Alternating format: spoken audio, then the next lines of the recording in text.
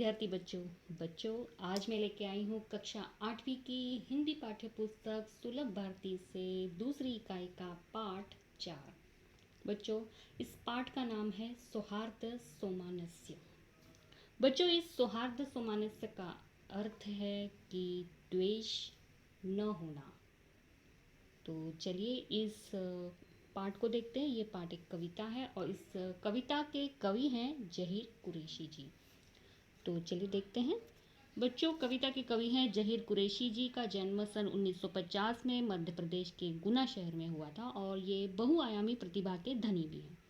आधुनिक कवि के रूप में हिंदी साहित्य में जहीर जी विद्यमान हैं और इनकी रचनाएं बच्चों मराठी, पंजाबी, गुजराती व अंग्रेजी भाषाओं में भी अनुदित हुई हैं। इनके द्वारा लिखे गए बच्चों दोहे पाठकों को संत कबीर की याद दिलाते हैं और यही इनके लेखन की महानता एवं विशेषता भी है। इन्होंने कई गज़लों का भी लेखन किया है। साहित्य में विशेष योगदान देने के कारण इन्हें बच्चों इनकॉर्पोरेट सम्मान व गोपाल सिंह नेपाली सम्मान प्राप्त हुआ है। बच्चों, इनकी कुछ प्रमुख कृतियां हैं, चलिए देखते हैं। वो यह है कि एक टुकड़ा धूप, लेखनी के स्वप्न, चांदनी का दुख, भीड़ में सबसे अलग, पेड़ तनकर भी नहीं टूटा, गजल संग्रह आदि। बच्चों, ये जो एक कविता है वो एक दोहे के माध्यम से है। मैं पहले भी अपनी वीडियो में बता चुकी हूँ कि दोहा क्या होता है, फिर भी यहाँ पर दोबारा बताती हूँ कि दोहा एक अर्ध सममात्रिक छंद होता है और इसमें प्रथम और तृतीय चरण में 13-13 तथा द्वितीय और चतुर्थ चरण में 11-11 मात्राएं होती हैं। चरण के अंत में बच्चों इसमें लघु होता है, इसे दोहा कहा जाता है।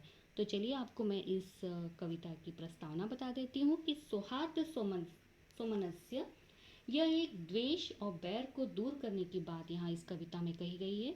इस कविता के माध्यम से, दोहों के माध्यम से कवि जहीर कुरैशी ने छोटे बड़े का भेदभाव व नफरत व स्वार्थ की भावना का त्याग करने का जो संदेश दिया है और प्यार की भावना को स्वीकार करते हुए एक दूसरे के साथ अच्छा व्यवहार करने की भी यहाँ पर सलाह दी गई है। तो चलिए देखते हैं, इन दोहों को पढ़ते हैं। पहला दोहा इस तरह से है बच्चों। वो छोटा मैं हूँ बड़ा, ये बातें निर्मूल, उड़कर सिर पर बैठती निज पैरों की धूल। बच्चों, इस पंक्ति का भावार्थ इस तरह से है कि कवि कहते हैं कि दुनिया में कोई भी छोटा या बड़ा नहीं होता। व्यक्ति को छोटे बड़े में कोई भेदभाव नहीं करना चाहिए।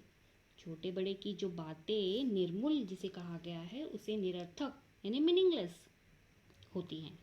जो धूल, यहाँ पर रज कहा गया है, यानी रज धूल, डस्ट, धूल अपने पैरों के नीचे होती है, वो हवा से उड़कर अपने सिर पर भी बैठ सकती है।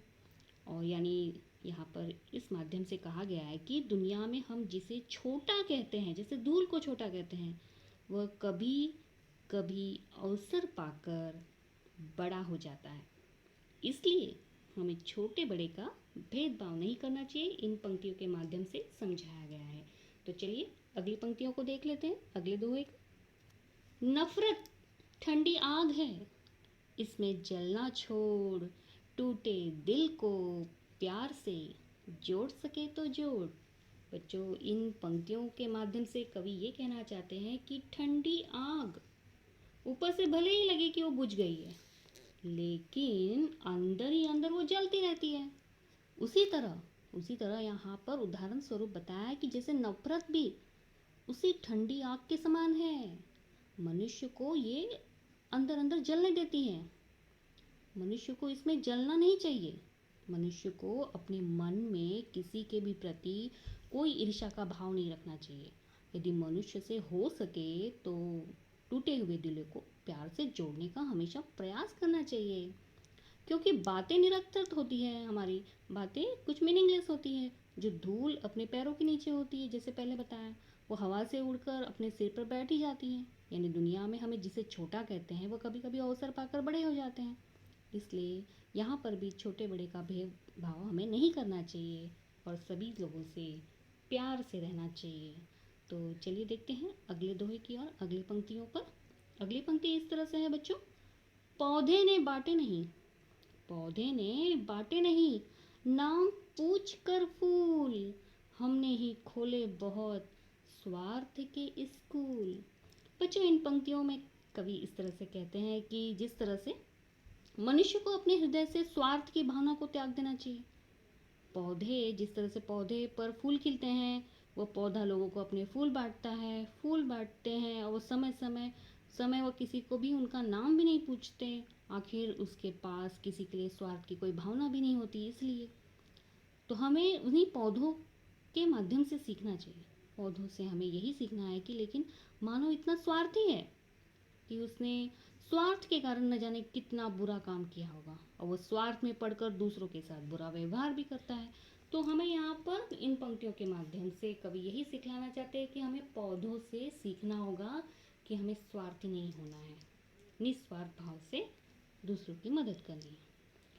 अगली पंक्तियों की चलते हैं बच्चों, धर्म अलग भाषा अलग फिर भी हम सब एक, विविध रंग करते नहीं हमको कभी अनेक। बच्चों इन पंक्तियों में कवि कहते हैं कि जैसे भारत देश में रहने वाले सभी लोगों के धर्म एक दूसरे से अलग हैं, उनकी भाषाएं अलग हैं, फिर भी हम सब एक हैं। क्योंकि क्योंकि हम सभी मूलतः भारतीय हैं। भले ही हमारे रंग रूप अलग हों, फिर भी हम सब एक हैं, क्योंकि अनेकता में एकता हमारे देश की ये विशेषता रही है हमेशा। तो बच्चों इन पंक्तियों में भारत देश के एकता के बारे में कहा गया है। तो अगली पंक्तियों को देखते हैं, वो इस तरह से है, जो भी करता प्यार वो पा लेता है प्यार, प्यार नगद का काम है रहता नहीं उधार। बच्चों इन पंक्तियों के माध्यम से कवि कहते हैं कि दुनिया में यदि व्यक्ति किसी से प्यार करेगा तो उसे प्यार के बदले प्यार ही मिलेगा। किसी को भी समाज में सम्मान व प्यार अपने आप नहीं मिलता। प्यार तो एक नगद का काम करता है, वो कभी उधार नहीं रहता। तो बच्चों इन पंक्तियों के माध्यम से प्यार को समझाया गया है, किस तरह से दुनिया में रहना है। और अगली पंक्तियों के देखते हैं, जर्रे जर्रे में खुदा कण कण में भगवान, लेकिन जर्रे को कभी अलग न कण से मान। बच्चों इन पंक्तियों में कवि कहते हैं कि खुदा हर जर्रे में, हर कण में, यानी छोटे से छोटे कण में सर्वत्र विद्यमान है। उसी प्रकार प्रत्येक कण में भगवान का भी निवास होता है। सबका मालिक एक है, आप लोग जानते ही होंगे। इसीलिए मनुष्य का कर्तव्य है कि वह किसी भी जर्रे को, यानी किसी भी कण को कण से अलग न समझे, भगवान से अलग न समझे। भले ईश्वर के नाम अलग अलग हैं, फिर भी उसका स्वरूप जो होता है वो एक ही है। तो बच्चों इन पंक्तियों के माध्यम से कवि हमेशा जर्रे जर्रे नहीं, ईश्वर के जो स्वरूप के बारे में समझाने की कोशिश कर रहे हैं। और चलिए अगली पंक्तियों को देखते हैं, इस तरह से है, इसलिए हम प्यार की करते साथ संहार, नफरत से नफरत बढ़े, बढ़े प्यार से प्यार। बच्चों इन पंक्तियों में कवि कहते हैं कि प्रत्येक व्यक्ति को प्यार की भावना को अपने हृदय में साथ संवार कर रखना चाहिए, अच्छी तरह से लोगों से रहना चाहिए, क्योंकि नफरत से हमेशा देखो बच्चों नफरत ही बढ़ती है, और प्यार लुटाने से हमेशा प्यार बढ़ता है। तो इन पंक्तियों के माध्यम से नफरत और प्यार को बतलाया गया है। तो अगली पंक्तियों के जगते हैं, वो इस तरह से है, भांति भांति के फूल है फल बगिया की शान, फल बगिया लगती रही मुझको हिंदुस्तान। बच्चों इन पंक्तियों में कवि कहते हैं कि बाग की जो शान होती है उसमें खिलने वाले विविध रंग रूप के फूल होते हैं, और बाग में वृक्ष की डाली पर लगने वाले फल भी बगीचे की शोभा बढ़ाते हैं। कवि कहते हैं कि उनके लिए हमारा प्यारा हिंदुस्तान देश भी विविध फल फूल रूपी बगिया की शान के जैसा है। तो यहाँ पर हमारे हिंदुस्तान के जो बगिया है वो कौन है, हमारे बगीचे। तो चलिए अगली पंक्तियों पर देखते हैं, हम सब जिसके नाम पर लड़ते हैं हर बार, जिसने सपने में कहा लड़ना है बेकार। बच्चों इन पंक्तियों में कवि कहते हैं कि ईश्वर के नाम पर सभी लोग आपस में लड़ते हैं, धर्म वंश जाति संप्रदाय व भाषा के मुद्दे पर लेकर लड़ते झगड़ते रहते हैं। उसी ईश्वर ने कवि के सपने में आकर कहा था कि उसके लिए इस प्रकार लोगों का लड़ना झगड़ना उन्हें अच्छा नहीं लगता, ये सब व्यर्थ है, अर्थात मानवता के खिलाफ है, वह अमानवीय है। तो बच्चों यहाँ पर ईश्वर के बच्चों के बारे में कहा गया है कि किस तरह से हमें रहना है। तो चलिए अगली पंक्ति, आखिरी पंक्ति है, देखिए क्या बताती है। कितना अच्छा हो अगर जले दीप से दीप, ये संभव तब हो सके आए दीप सभी। बच्चों इन पंक्तियों में कवि कहते हैं कि सभी जैसे भारतवासी आपस में मिलजुल कर अगर रहेंगे तो वो कहते हैं कि उस वक्त कितना अच्छा होगा जब सभी भारतीय एक दूसरे की भावनाओं का आदर करना सीख जाएंगे। और यह तभी संभव हो सकता है जब सभी लोग आपस में एक मत होकर एकता स्थापित करेंगे, एक साथ रहेंगे। इसलिए यहाँ पर इन पंक्तियों में कहा गया है कि जले दीप से दीप, यानी एक दूसरों की मदद के से और एक दूसरे की एकता से। बच्चों इस कविता के माध्यम से हमें पूर्ण रूप से यह सीख मिलती है कि सीख इस तरह से की है कि कवि हमें यहाँ कहना चाहते हैं पूर्ण रूप से कि दुनिया में कोई छोटा बड़ा नहीं होता। मनुष्य को किसी से भी ईर्ष्या नहीं करनी चाहिए।